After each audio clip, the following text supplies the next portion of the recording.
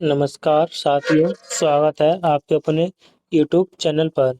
आज हम UPSI GK के प्रैक्टिस सेट हम आज 9 और 10वां प्रैक्टिस सेट करेंगे।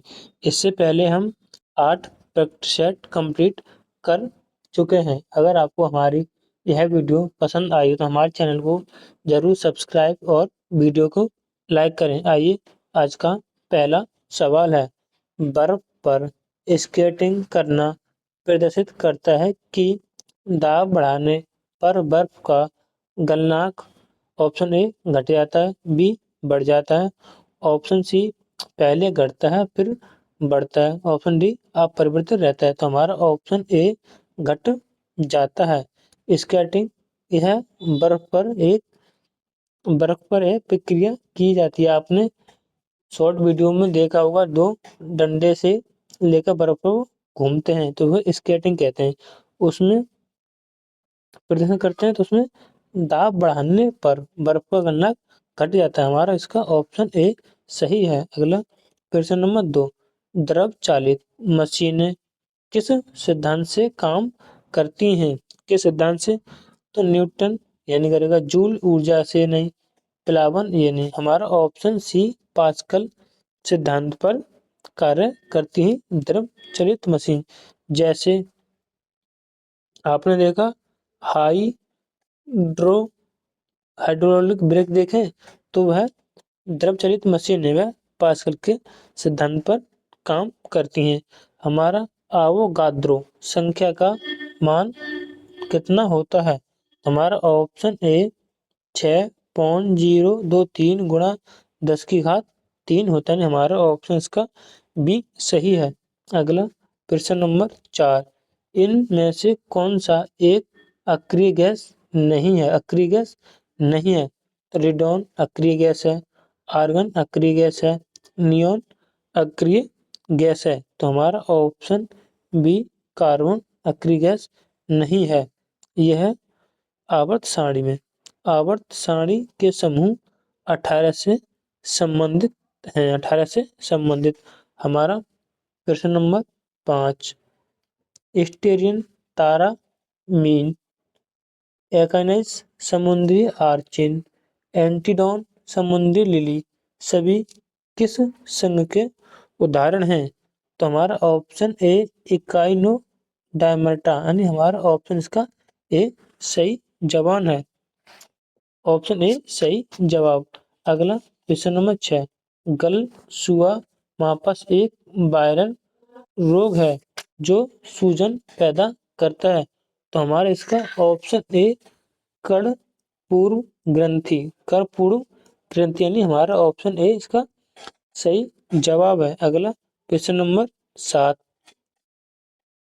निम्नलिखित में से लॉरेंस वक्र क्या दर्शाता है? लॉरेंस वक्र क्या दर्शाता है? तो हमारा औसत का डी, यह आय वितरण को दर्शाता है, आय वितरण। अगला प्रश्न नंबर 8, निम्नलिखित में से धन आपूर्ति को नियंत्रण करने में कौन सहायक नहीं है? तो CRR यानी कैश रिजर्व रेशियो, ये भी बैंक दर भी, सीमांत आवश्यक भी में परिवर्तन। तो यह धन आपूर्ति के नियंत्रण में सहायक है, इसमें यह सहायक नहीं है। तो हमारा ऑप्शन इसका ए सही है, निर्बाध बाजार नीति। अगला प्रश्न नंबर 9, आर्यों को एक जाति कहने वाला यूरोपीय कौन था? यूरोपीय कौन था? तो हमारा option A Max Muller, option C सही जवाब। यह एक जर्मन का विद्वान था। इसने कहा था कि आर्य को एक जाति के रूप में वर्णित किया था। अगला प्रश्न नंबर 10, दक्षिण विजय करने का मिशन अलाउद्दीन खिलजी ने किसे सौंपा था?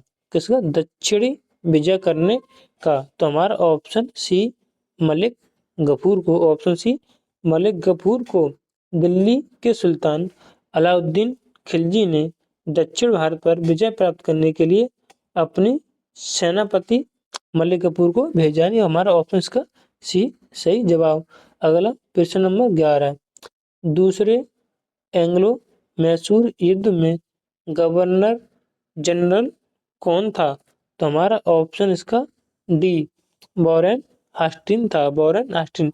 दूसरा एंग्लो मैसूर युद्ध वर्ष 1780 से 1784 के बीच में हुआ था। इसका गवर्नर वॉरेन हेस्टिंग था। यानी हमारा ऑप्शन इसका डी सही। अगला प्रश्न नंबर 7। निम्नलिखित में से कौन सी नदी हिमालय के पार से निकलती है? हिमालय के पार से निकलती है। तो हमारा ऑप्शन ए सिंधु नदी। ऑप्शन ए सिंधु, जिसे हम इंडेक्स रिवर कहते हैं। Index river.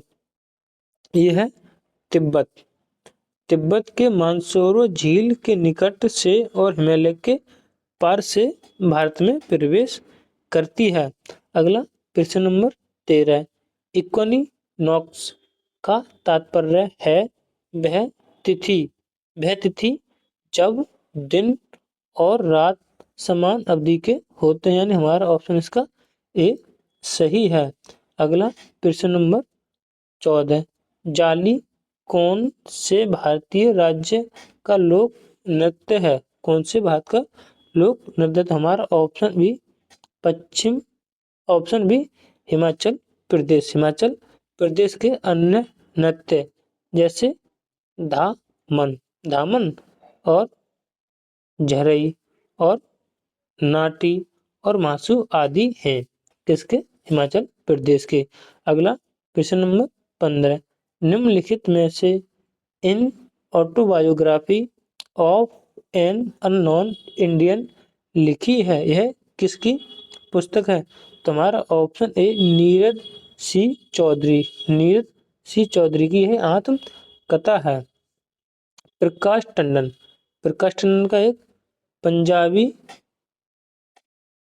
पंजाबी सेंचुरी नाम से एक इनकी पुस्तक है। और बियॉन्ड पंजाब नाम से भी भीम राव अंबेडकर इनका था।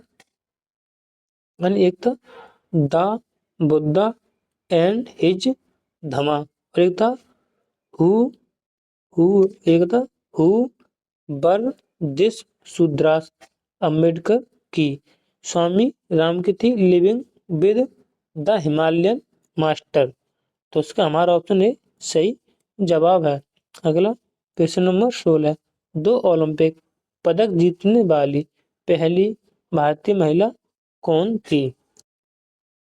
इसका सही जवाब है ऑप्शन सी पीवी सिंधु। पीवी सिंधु ने रियो 2016 और टोक्यो 2020 में कांस्य पदक जीतकर 2 ओलंपिक पदक जीतने वाली पहली महिला बनी पीवी सिंधु।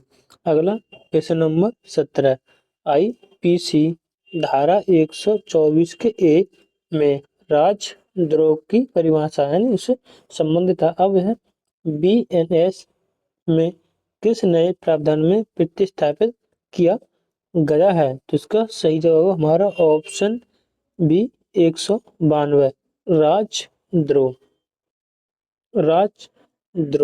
तो राज लिख रहा है तो इसमें 2 इस प्रकार होते तो हमारा इससे हम एक बार याद नहीं है तो हम सोच सकते हैं। तो हमारा ऑप्शन इसका बी सही जवाब है। अगला प्रश्न नंबर 18। आईपीसी की धारा 354 महिला की लज्जा भंग करना अब बीएनएस में किस धारा के अंतर्गत है? तो हमारा ऑप्शन ए धारा 74 के अंतर्गत। धारा 74 के अंतर्गत हमारा ऑप्शन ए इसका सही जवाब। अगला प्रश्न नंबर 19। राष्ट्रीय सुरक्षा अधिनियम के तहत गठित सलाहकार बोर्ड में अपनाई जाने वाली प्रक्रिया अधिनियम की किस धारा में पाई जाती है? तो इसका हमारा ऑप्शन ए धारा 11 में। ऑप्शन ए धारा 11 में। धारा 9 में सलाहकार बोर्ड का गठन। धारा 9 में सलाहकार बोर्ड का गठन। प्रक्रिया धारा 11 में। अगला प्रश्न नंबर 10, पेन ड्राइव किस प्रकार का डिवाइस है? पेन ड्राइव तो हमारा स्टोरेज डिवाइस यानी हमारा ऑप्शन इसमें सी सही है, क्योंकि पेन ड्राइव में हम किसी फाइल को स्टोरेज करते हैं। अगला प्रश्न नंबर 21, सूचना प्रौद्योगिकी अधिनियम जिसे हम आईटी एक्ट 2000 कहते हैं कि धारा 66A को अस्पष्ट होने के लिए मामले को असंवैधानिक करार दिया गया था। तो हमारा इसका ऑप्शन ए श्रेया सिंघल बनाम भारत संघ, हमारा ऑप्शन ए इसमें सही, ऑप्शन ए सही जवाब। इसका ऑप्शन ए सही और इसमें कुछ नया, हमारा ऑप्शन ए इसका सही। अगला प्रश्न नंबर 22, न्यायिक सक्रियतावाद के संदर्भ में PIL का पूर्ण रूप क्या है? जिसे हम जनहित याचिका बोलते हैं। तो पब्लिक इन्वेस्टिगेशन लिटिगेशन, यानी हमारा ऑप्शन इसका बी सही। PIL का जन्म अमेरिका में हुआ है। यहाँ पर भारत में इसके जनक PN भगवती हैं। PIL। अगला प्रश्न नंबर 23, के प्रावधानों के तहत केंद्र या राज्य सरकार का निर्देशन दे सकती है कि किसी भी विदेश को भारत में उसकी निरंतर उपस्थिति को नियंत्रित करने की दृष्टि से हिरासत में लिया जाना। तो हमारा इसका सही जवाब होगा ऑप्शन नहीं, निर्देश दे सकती है कि नियंत्रण करने की दृष्टि से हिरासत में लिया जाना। तो हमारा इसका धारा 2 के एम यानी धारा 2 में कुछ परिभाषाएं हैं, तो इसमें हिरासत में लिया जाना, तो ये वाला तो गलत है। हमारा ऑप्शन बी सही है। राष्ट्रीय सुरक्षा अधिनियम 1980 की धारा 3 के ए के बी, यानी इसका हमारा ऑप्शन बी सही है। धारा 2 के बी में सार्वजनिक व्यवस्था को परिभाषित किया है। सार्वजनिक व्यवस्था को परिभाषित, इसका हमारा ऑप्शन बी। अगला यानी सी में क्या है? भारतीय सुरक्षा अधिनियम धारा 1980 की धारा 5 के ए में निरोध आदेश की अवधि और शर्तों से संबंधित है। 2 के सी में राज्य सरकार की परिभाषा बताती है। तो हमारा इसका ऑप्शन बी सही है। राष्ट्रीय सुरक्षा अधिनियम 1980 की धारा 3 के बी में हिरासत में लिया जा सकता है किसी भी व्यक्ति को, नहीं हमारा ऑप्शन इसका बी सही। अगला प्रश्न नंबर 24, ध्वनि प्रदूषण विनियमन और नियंत्रण निगम 2000 द्वारा नियंत्रित किए जा सकते हैं। तो हमारा ऑप्शन ए सही है। पर्यावरण संरक्षण अधिनियम 1986, यानी हमारा ऑप्शन ए। अगला प्रश्न नंबर 25, निम्नलिखित में से राष्ट्रीय रहित पहल, राष्ट्रीय कृमि रहित पहल नेशनल डिमर्मिंग इनिशिएटिव के अभिप्रेत लाभार्थी कौन है? ऑप्शन ए 60 से 65 वर्ष के बीच के वरिष्ठ नागरिक, ये हमारा ऑप्शन गलत। ऑप्शन बी 1 से 19 वर्ष के बीच के बच्चा, नहीं हमारा ऑप्शन इसका बी सही है। अगला प्रश्न नंबर 26, भारतीय संविधान का कौन सा अनुच्छेद स्पष्ट करता है कि प्रत्येक राज्य की कार्यकारी शक्ति का प्रयोग इस प्रकार किया जाएगा कि संघ की कार्यकारी शक्ति के प्रयोग में बाधा या प्रतिकूल प्रभाव न पड़े और संघ की कार्यकारी शक्ति किसी राज्य के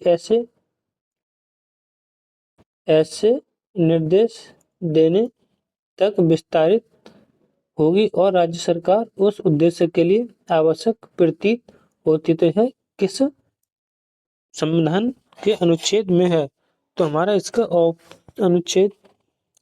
अनुच्छेद 300 यानी अनुच्छेद 123 में तो राष्ट्रपति अध्यादेश जारी करता है, तो ये तो हमारा होगा नहीं।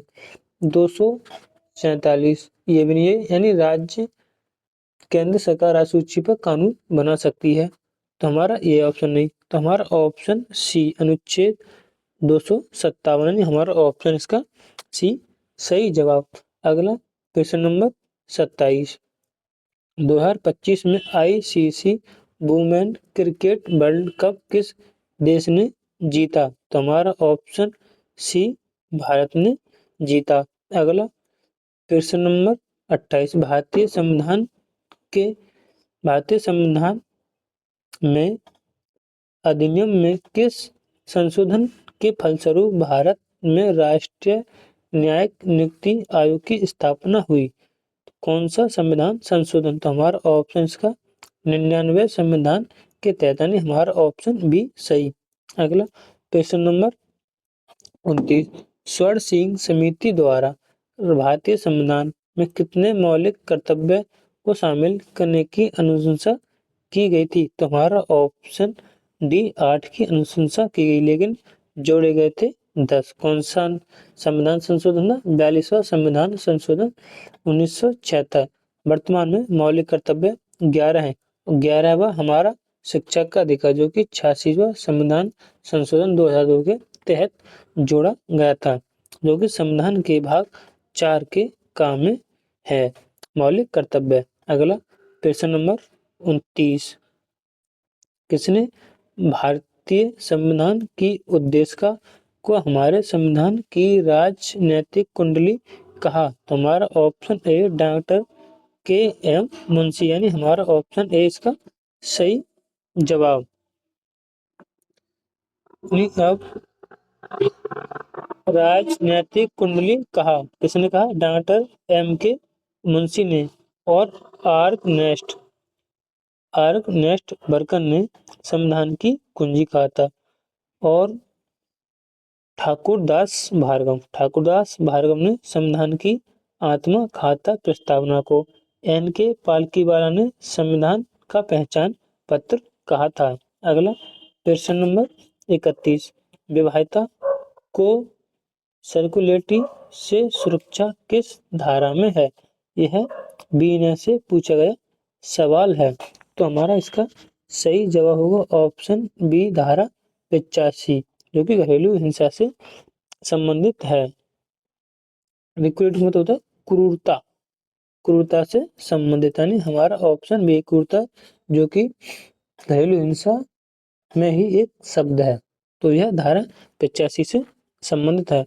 अगला क्वेश्चन नंबर 32। भारतीय संविधान के 97वें संशोधन अधिनियम द्वारा राज्य के नीति निर्देशक सिद्धांतों का कौन सा अनुच्छेद जोड़ा गया? कौन सा अनुच्छेद?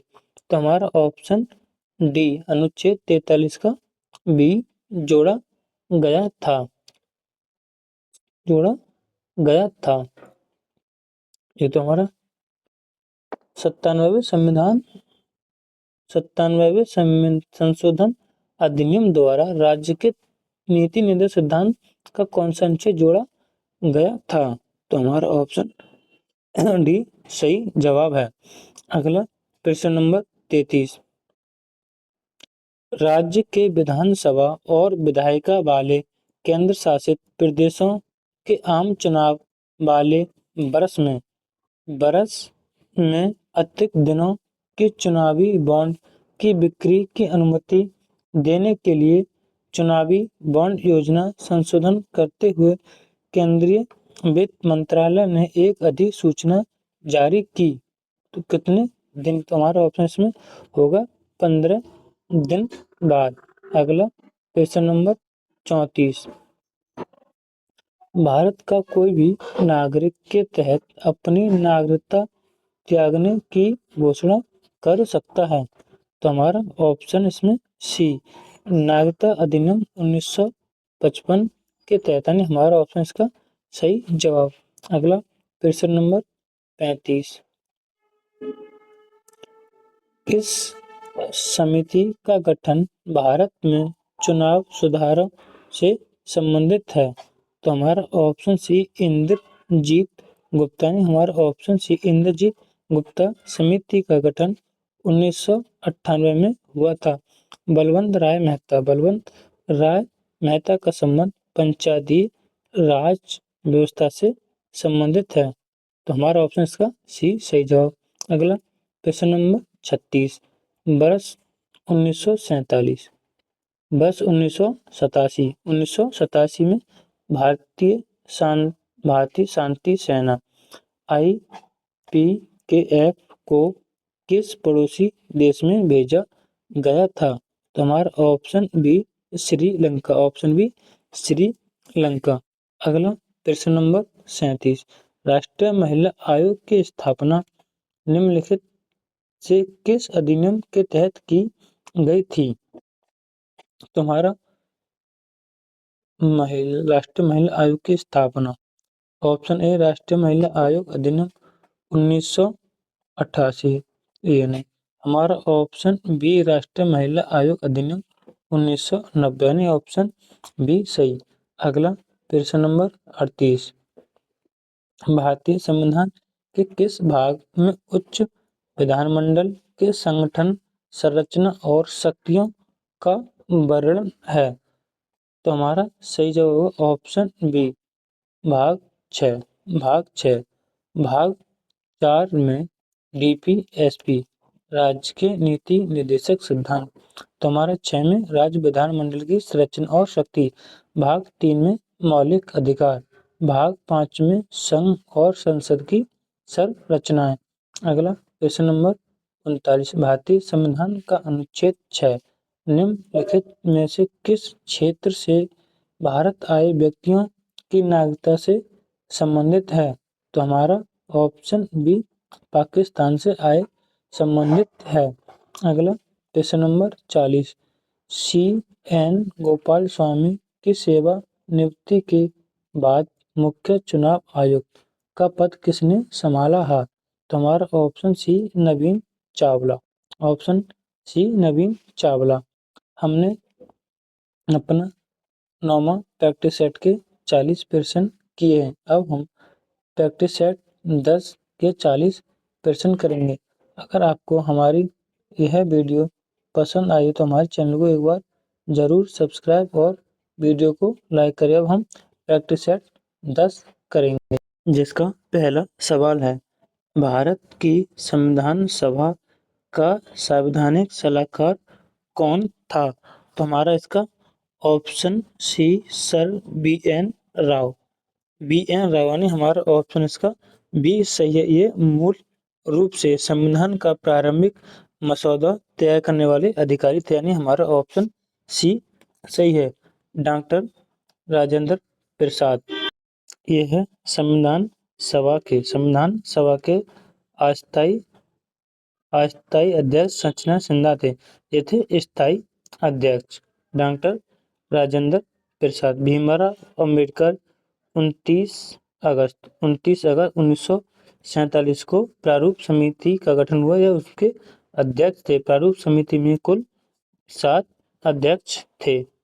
प्रश्न नंबर 2। संघ की राजभाषा हिंदी होगी और लिपि देवनागरी, यह किस अनुच्छेद का विषय है? किस अनुच्छेद का विषय है? संघ की राजभाषा हिंदी, यानी संघ की राजभाषा के बारे में भाग 17 से 17 में 343 से 351 तक इसके बारे में बताया। अनुसूची 8 में 22 भाषा का, तो 343 से 351 तक, 343 से 351 तक, यानी तो 531 वाला नहीं, 351 हो सकता है, 341। तो हमारा ऑप्शन 343 से 351, हमारा ऑप्शन ए सही है। 343 यानी 343 से 351 तक। अब हम 300 यानी ऑप्शन इसका सी सही है। 343 में संघ की राजभाषा और लिपि देवनागरी होगी। 344 में राजभाषा से संबंधित समितियां। 345 में राज्य की राजभाषा।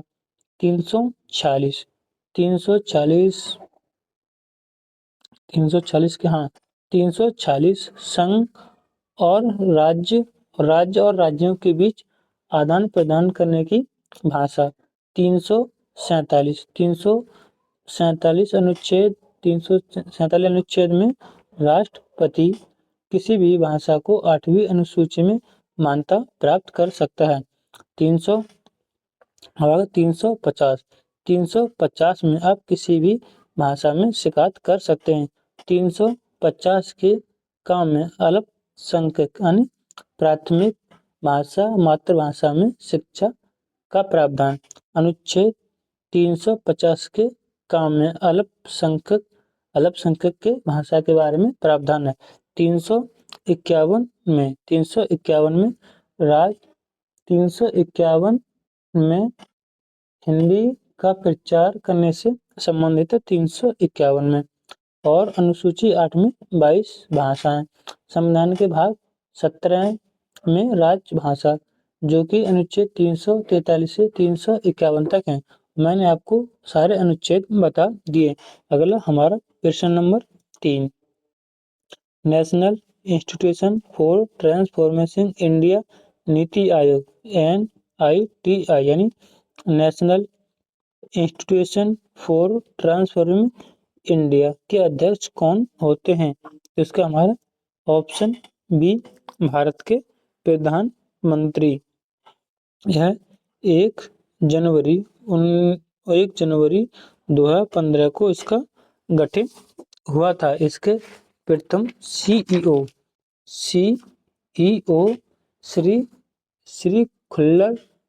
श्री खुल्लर ऐसा ही कुछ नाम है प्रथम। अभी BR सुब्रमण्यम इसके CEO हैं और इसके सुमन बेरी वर्तमान उपाध्यक्ष हैं।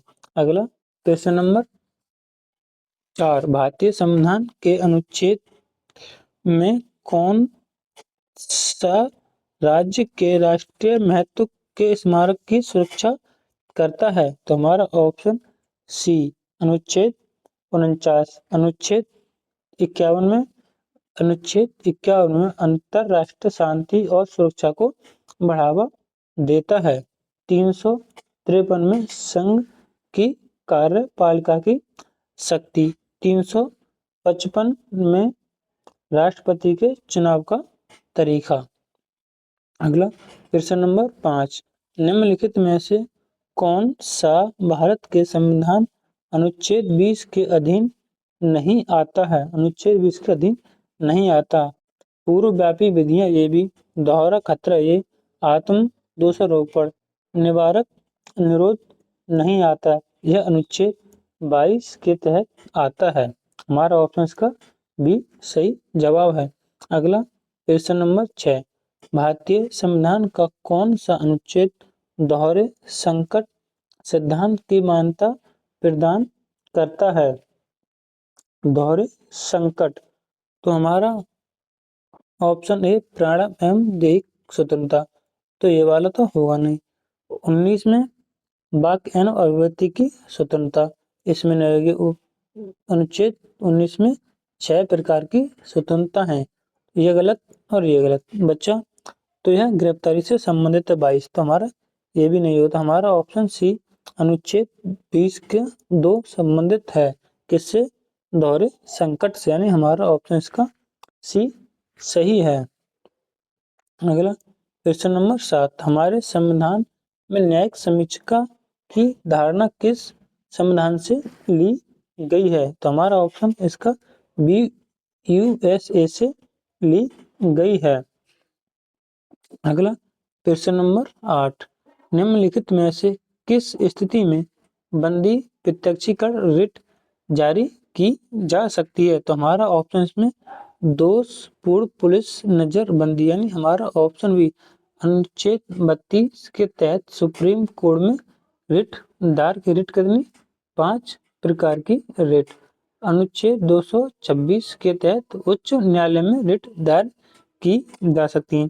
अगला हमारा प्रश्न नंबर 9, भारतीय संविधान का कौन सा अनुच्छेद यह निर्धारित करता है कि राज्य के नीति निर्देशक सिद्धांत किसी न्यायालय द्वारा लागू नहीं किए जाएंगे? तो हमारा संविधान का अनुच्छेद 37 यह बताता है। अनुच्छेद 37 में न्यायालय द्वारा लागू नहीं, यानी हमारा 37। इसका विकल्प कौन सा होगा? विकल्प सी। विकल्प सी अनुच्छेद 37। अनुच्छेद 31। 31 में क्या था? संपत्ति का अधिकार। किसका? संपत्ति का अधिकार, जो कि 44वां संविधान संशोधन 1978 के तहत 300 के काम में 350 का में स्थानांतरित किया। अनुच्छेद 38। अनुच्छेद 38 राज्य को सामाजिक, आर्थिक और राजनीतिक न्याय स्थापित करने का निर्देश। अनुच्छेद 39 राज्य को न्याय, पूर्ण वितरण, समान अवसर से संबंधित है। अगला प्रश्न नंबर 10। भारत की आकस्मिक निधि का संरक्षण कौन है? कौन?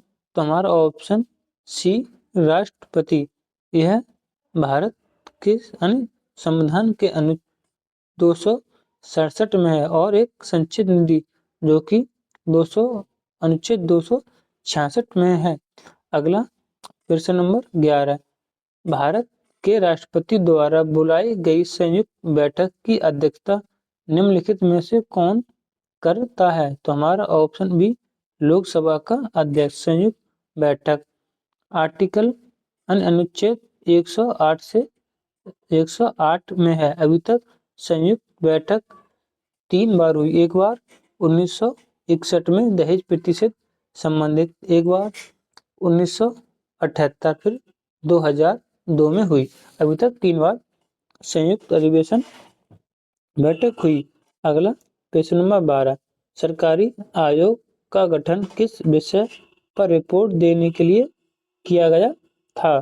तुम्हारा ऑप्शन बी केंद्र राज्य के संबंध में सरकारी आयोग का गठन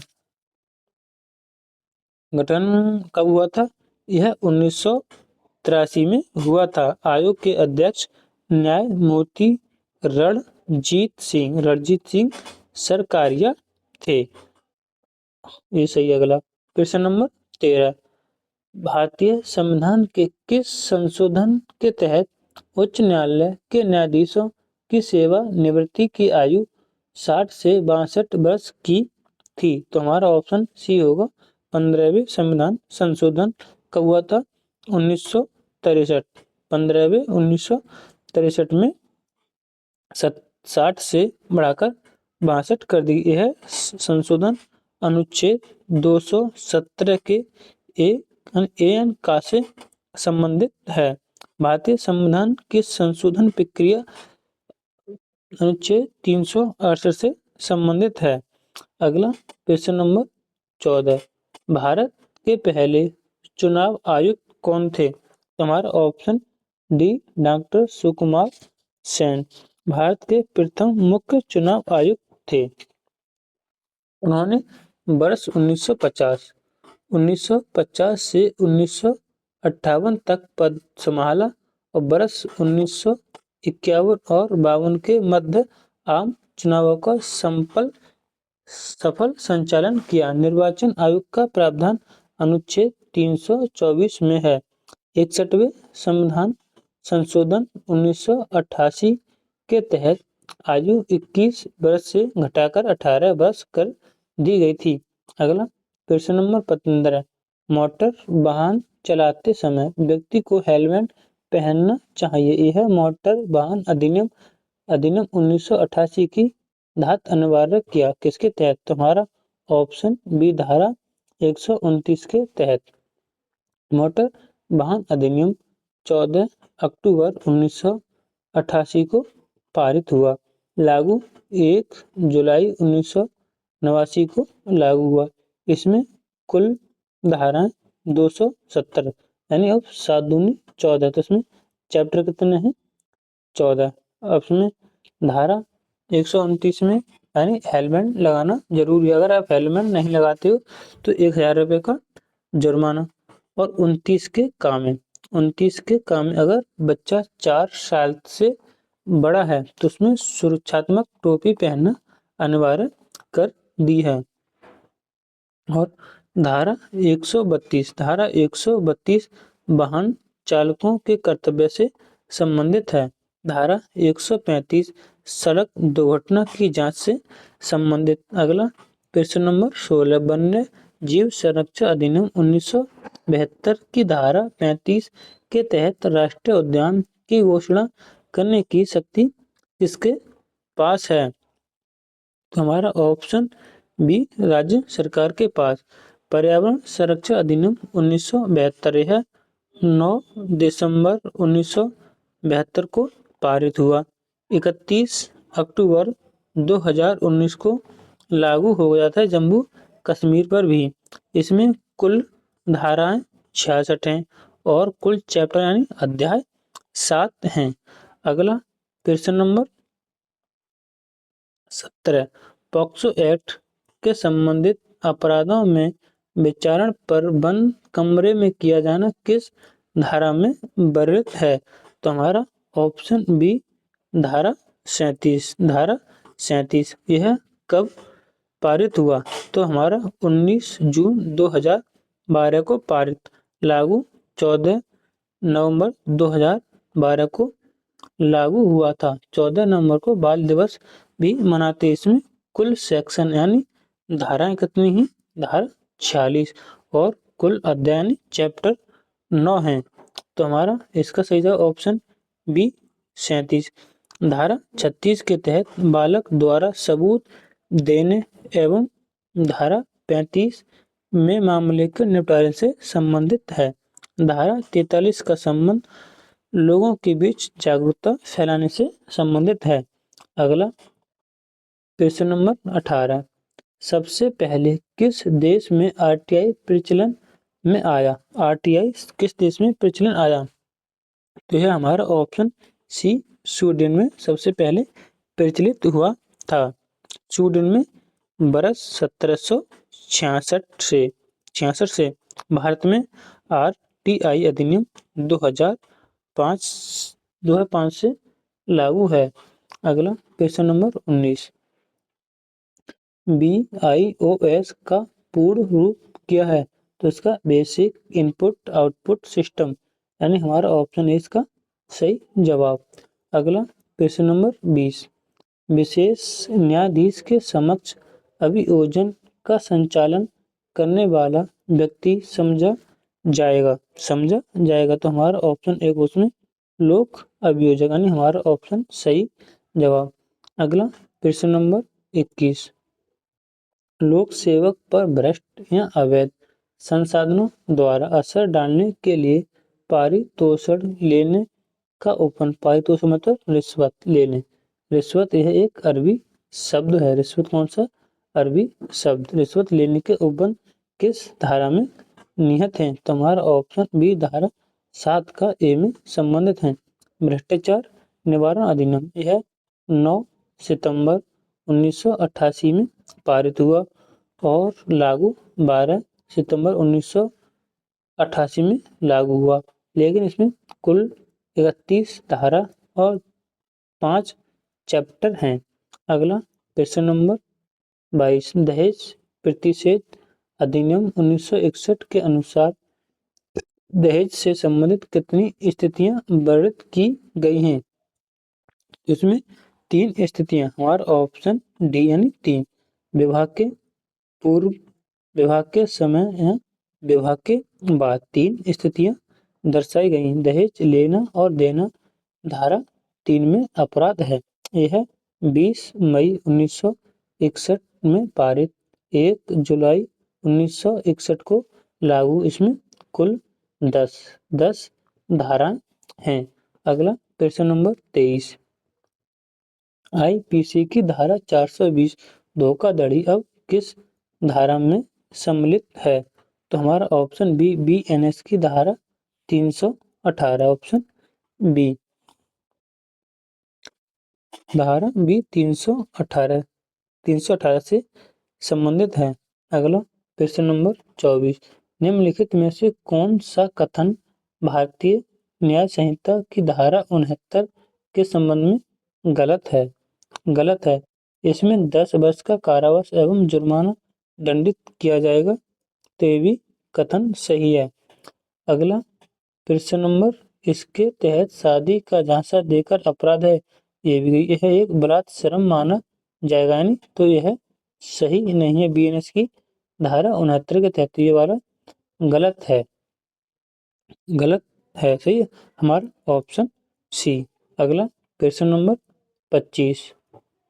प्रश्न नंबर 25, न्यूनतम तापमान पैदा करने के लिए निम्नलिखित में से किस सिद्धांत का प्रयोग किया जाता है? तो हमारा ऑप्शन डी रुद्धम विचुम्बकन, यानी हमारा ऑप्शन इसका डी सही जवाब। अगला प्रश्न नंबर 26, अवतल लेंस हमेशा किस प्रकार का प्रतिबिंब बनाते हैं? किस प्रकार का प्रतिबिंब? तो हमारा ऑप्शन बी आभासी प्रतिबिंब, ऑप्शन बी।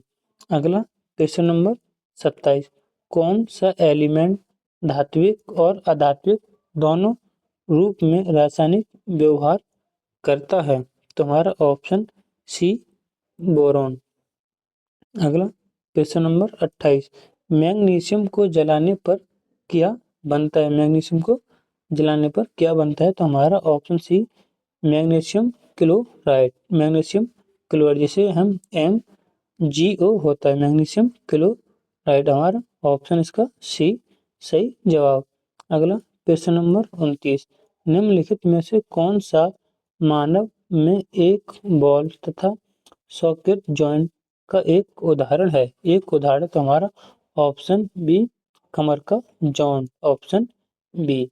अगला प्रश्न नंबर 30, एक समान गुणों जैसे पृष्ठ रज्जु तथा पृष्ठीय खोखला तंत्रिका तंत्र के आधार पर प्राणी जैसे मछली, उभयचर, सर्पी सर्प, मछली और स्तनधारी को किस संघ में रखा गया है? तो इसका हमारा कोरंडा, यानी हमारा ऑप्शन सी इसका सही जवाब होगा, यानी कोरडाटा के समूह में रखा गया, यानी ऑप्शन सी। अगला प्रश्न नंबर 31, ट्रेजेरी राजकोष बिल किसके द्वारा जारी किए जाते हैं? तो यह भारत सरकार की ओर से RBI द्वारा जारी किए जाते हैं। हमारा ऑप्शन इसका सी सही जवाब हो। ट्रेजरी बिल की अवधि 1 वर्ष से कम होती है, 1 वर्ष से कम होती है। अगला प्रश्न नंबर 32, मूल्यह्रास के क्षति के कारण एक वार्षिक भत्ता है, तो कौन सा है? पूंजीगत, पूंजीगत सामान की क्षति के कारण एक वार्षिक भत्ता, यानी हमारा ऑप्शन इसका सी सही जवाब। अगला प्रश्न नंबर 33, प्राचीन काल में कामकार शब्द का संबंध से है, किससे संबंधित है? तो हमारा ऑप्शन बी भूमिहीन खेतीहर मजदूरों से संबंधित शब्द काम कार, यानी हमारा ऑप्शन इसका सी सही जवाब। अगला प्रश्न नंबर 34, निम्नलिखित में से कौन सा गुप्त शासक घटोत्कच का उत्तराधिकारी बना? तो हमारा ऑप्शन ए चंद्रगुप्त प्रथम। चंद्रगुप्त प्रथम 319 ईस्वी 319 ईस्वी और 334 से 335 ईस्वी तक महाराज की उपाधि धारण करने वाला प्रथम गुप्त शासक था। इनका विवाह लक्ष्मी राजकुमारी कुमार देवी से हुआ था।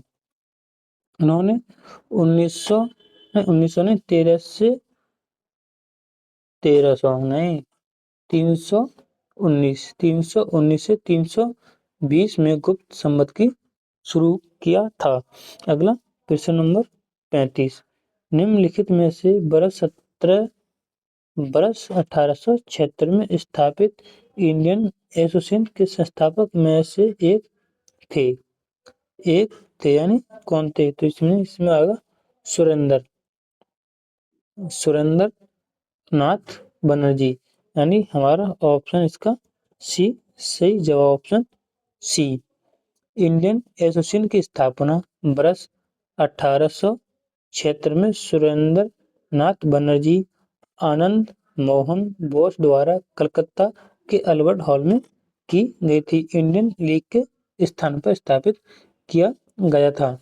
अगला प्रश्न नंबर 36, अंतरिक्ष से प्रवेश करने पर उल्कापिंड वायुमंडल के किस परत में जल जाते हैं? किस परत में जल जाते हैं? तो हमारा ऑप्शन ए मध्य मंडल में जल जाते हैं, हमारा ऑप्शन ए सही जवाब। अगला प्रश्न नंबर 37, निम्नलिखित में से कौन सा काजू की वृद्धि के लिए अन्य की तुलना में अधिक उपयुक्त है? अधिक उपयुक्त है कौन सी? लाल लैटेराइट मिट्टी, यानी हमारा ऑप्शन ए इसमें सही है। यह काजू उगाने के लिए लाल लैटेराइट मिट्टी सबसे उपयुक्त है। लाल लैटेराइट मिट्टी लैटेराइट शैलों के अपक्षय के कारण बनती है। अगला प्रश्न नंबर 38, अक्टूबर 2025 में फिल्म फेयर पुरस्कार का कौन सा संस्करण आयोजित हुआ? कौन सा संस्करण आयोजित हुआ? तो हमारा ऑप्शन ए 70वां संस्करण आयोजित हुआ, जो कि 11 अक्टूबर 2025 को गुजरात के अहमदाबाद में आयोजित हुआ था। अगला प्रश्न नंबर 39, वर्ष 2025 में यूनेस्को की विश्व धरोहर सूची में भारत में शामिल हुई थी, यानी 2025 में। तो हमारा मराठा सैन्य परिदृश्य, यानी हमारा ऑप्शन इसका सही जवाब। अगला, यानी इसके बारे में कुछ और जानकारी, तो मराठा सैन्य परिदृश्य भारत यानी वर्ष 2025 में जोड़ा गया नवीनतम यूनेस्को विश्व धरोहर स्थल है। यह स्थल मराठा साम्राज्य की रक्षा प्रणाली और वास्तुकला कौशल को दर्शाता है, जो कि 17वीं और 18वीं शताब्दी के दौरान विकसित हुआ था। इसमें कुल 12 किले शामिल हैं, 11 महाराष्ट्र और एक तमिलनाडु में स्थित है। अगला प्रश्न नंबर 40, निम्नलिखित में से किस वाद्य यंत्र को मंगल वाद्य यंत्र के नाम से भी जाना जाता है? तो हमारा ऑप्शन ए शहनाई, शहनाई वाद्य यंत्र को मंगल वाद्य यंत्र के नाम से भी जाना जाता है। उस्ताद बिस्मिल्लाह खां भारत के प्रसिद्ध शहनाई वादक थे। अगर आपको हमारी यह क्लास पसंद आई हो तो हमारे चैनल को एक बार जरूर सब्सक्राइब और वीडियो को लाइक करें। जय हिंद, वंदे मातरम।